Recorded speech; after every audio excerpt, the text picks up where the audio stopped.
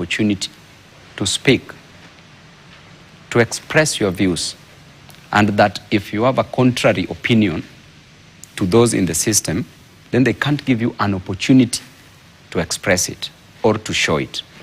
In simple terms, we know where Kenyans come from. We know the Bill of Rights as enshrined and envisaged in the Constitution of Kenya.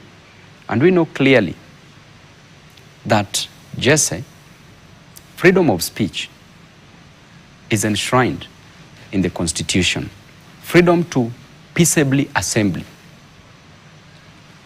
to hold demonstrations, to hold rallies. All these freedoms we are enjoying, the rights that we are enjoying today are rights that were fought for many years ago. And freedom of speech, Jesse, is the oxygen of democracy. And I want to tell you that whatever is happening in our country now is not new. We lost Vincent Ayomo, may his soul rest in peace. Vincent Ayomo was shot dead by police officers. At Kitengela, he was shot dead by police officers at Kitengela. Today, the DCI officers were talking about the violence that's taking place, yet they're the ones who are causing this violence.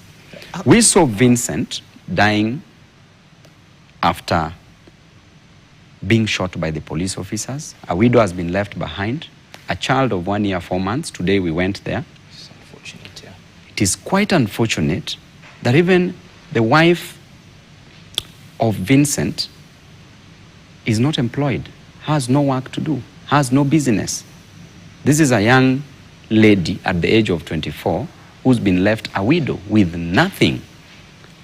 How this child will be educated is something else. There will be no way by which this child will be educated. There's no way by which this child is going to get food.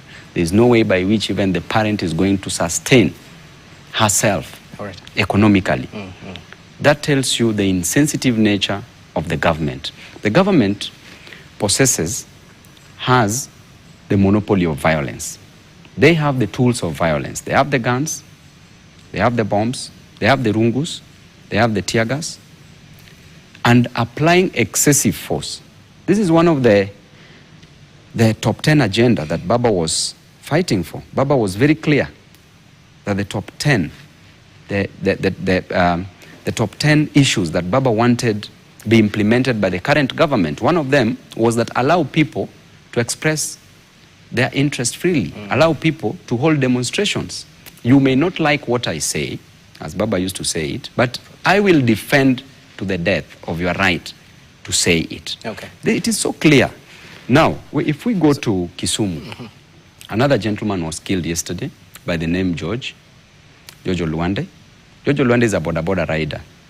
George Oluwande was my supporter as at yesterday. He came to our rally. The police officers, I saw a statement today, they were saying that this person was beaten by the mob justice.